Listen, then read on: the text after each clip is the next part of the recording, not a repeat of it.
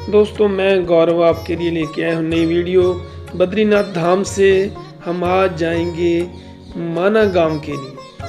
तो China border पर इसे लास्ट विलेज भी कहा जाता है और इसे इंडिया का पहला गांव भी कहा जाता है। लगभग 3 किलोमीटर की दूरी पर है ये खूबसूरत गांव माना। तो जब हम बद्रीनाथ जाते हैं तो बद्रीनाथ से ऊपर लगभग 10-15 मिनट का रास्ता है। 3 किलोमीटर का सफ़र तय कर हम पहुंचते हैं माना गांव। तो आप सभी का स्वागत है। आपको आज दिखाएंगे पांडवों की जन्मस्थली गांव माना। तो ये गांव महाभारत के काल से जुड़ा हुआ गांव है। तो आइए चलते हैं माना के अंदर। ये मार्केट माना गांव की, जहां पर हैंडमेड कोटी टोपी सर्दियों का सामान बहुत बढ़िया मिलता है। छोटी छोटी गलियां माना गांव की, खूबसूरत घर, पीछे आगे दुकानें, बहुत ही सुंदर गांव। वुलन गारमेंट्स के लिए भी माना गांव बहुत पॉपुलर है। यहाँ की बनी हुई शॉल, कैप, मफलर, अशन और पंखी एक तरह का ब्लैंकेट है जो बहुत ही मशहूर है। एक खास तरह की शीप की वूल से बनता है और यहाँ का कारपेट भी बहुत मशहूर है। इस गांव में मैंने एक खास बात देखी कि जगह जगह पर बहुत ही खूबसूरत तस्वीरें, पिक्चर्स बनाई हुई हैं। तो ये पिक्चर्स हाथ से बनी हुई हैं। सभी की सभी तस्वीरें धार्मिक हैं, ज़्यादा महाभारत से रिलेटेड हैं सभी पिक्चर्स। तो बहुत ही खूबसूरत गांव है। मार्केट भी काफ़ी लंबी है। रास्ते में आप बैठकर कुछ खा पी भी सकते हैं। जगह पर सेल्फी पॉइंट बने हुए हैं जहां पर बोर्ड लगे हुए हैं आई लव माना। तो बहुत ही खूबसूरत जगह है, बहुत प्यारी जगह है जिसमें आप बैठकर अच्छा समय बिता सकते हैं। तो ये देखिए सेल्फी पॉइंट आई लव माना। तो मौसम की बात करें तो मौसम भी यहाँ बहुत ही बढ़िया रहता है। हल्की हल्की सर्दी है और चारों तरफ पहाड़ों से घिरा हुआ ये गांव माना है, last village of the India. तो कहते हैं पांडव भी इसी रास्ते से स्वर्गरोहिणी स्वर्ग को गए थे। तो ये पांडवों से जुड़ा हुआ गांव है। तो सबसे पहले हम आपको दिखाएंगे गणेश गुफा। तो आइए सभी चलते हैं गणेश गुफा की और पास ही गुरु वेद व्यास जी की गुफा भी बनी हुई है। ये मान्यता है कि यहाँ से गुरु वेद व्यास जी ने महाभारत को बोला और गणपति गणेश जी ने अपनी गुफा में बैठकर महाभारत को लिखा।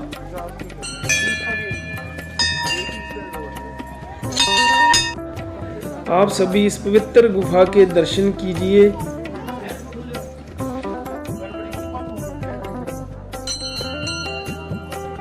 बोलिए गणपति महाराज की जय। विघ्नहर्ता दुख हरता गणपति गणेश भगवान की जय हो।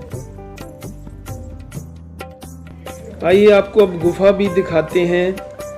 तो यहाँ पर ये देखिए गणपति गणेश जी की गुफा, जहाँ पर बैठकर उन्होंने महाभारत को लिखा। और ये भी बात प्रचलित है कि जब वो कलम से पत्रों पर लिख रहे थे तो कलम टूट गई। तो फिर उन्होंने अपना दांत उखाड़कर दांत से लिखना प्रारंभ कर दिया। इसलिए गणपति जी का एक दांत टूटा हुआ होता है। इसलिए गणपति को एक दंतधारी भी कहा जाता है। यहाँ पर हर दुकान पर बोराश का शरबत मिलता है। बोराश पहाड़ी फूल है, तो उसका जूस भी हमने पिया। आइए चलते हैं अब गुरु वेद व्यास जी की गुफा की ओर। ये दोनों गुफा नज़दीक ही हैं, वेद व्यास गुफा और गणपति गुफा। तो ये बात सच प्रतीत होती है कि महाभारत गुरुजी ने यहाँ से बोला और गणपति जी ने वहाँ लिखा। व्यास पोथी भी इसे कहते हैं। लगभग 5400 साल पुरानी ये गुफा है। यहाँ आकर एक अलग प्रकार की पॉजिटिव एनर्जी, पॉजिटिव ऊर्जा का अनुभव होता है। गुरु वेद व्यास जी ने कहा था कि मैं जब बोलना शुरू करूँगा महाभारत को तो गणेश जी आप लगातार लिखते रहना, इसलिए उनको अपना दांत तोड़ना पड़ा।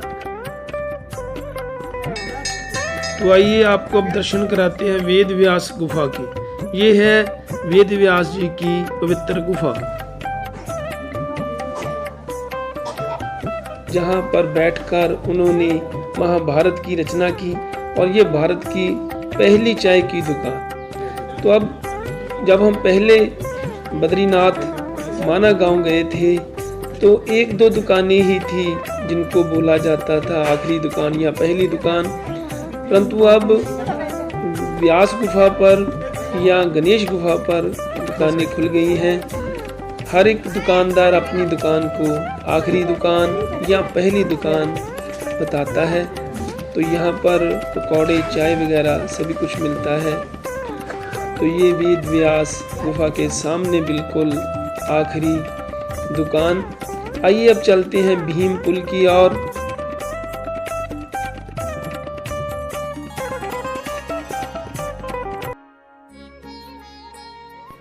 उत्तराखंड में बराश का फूल बहुत होता है, उसी से जूस बनाया जाता है जिसे पहाड़ी जूस कहते हैं। तो जब हम थोड़ा सा आगे चले तो नज़ारे बदल गए, बहुत ही खूबसूरत नज़ारे दिख रहे हैं। ये देखिए पहाड़ी जूस। तो हर दुकान पर आपको पहाड़ी जूस जरूर यहाँ पर मिलेगा, जो कि बोराश का जूस है। तो हम चलेंगे अब सरस्वती माता के दर्शन के लिए। और ये सामने मंदिर सरस्वती माता का दिखाई देता हुआ, पूरे भारत में यहीं पर सरस्वती माता दिखाई देती है और फिर वो अलोप हो जाती है।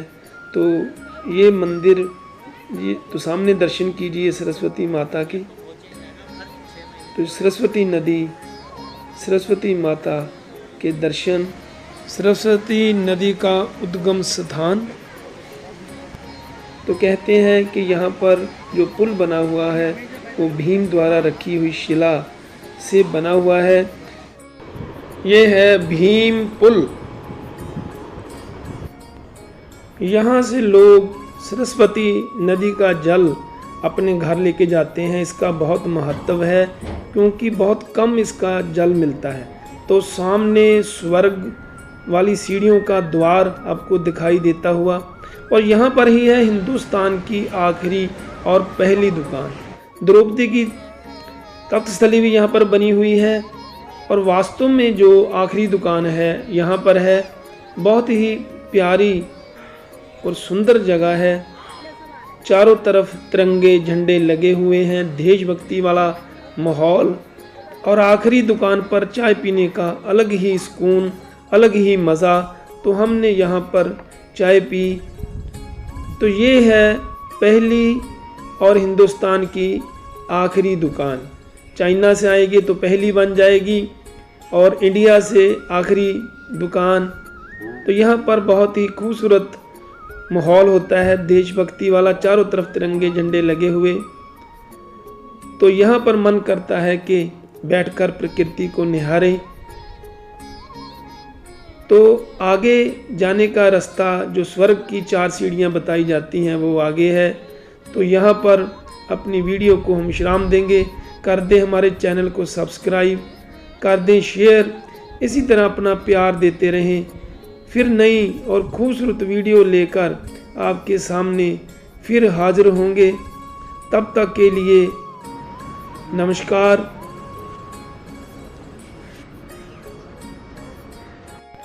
Please subscribe Government Sakshi Vlog channel for family videos and vlogs. Thanks for watching. Keep watching.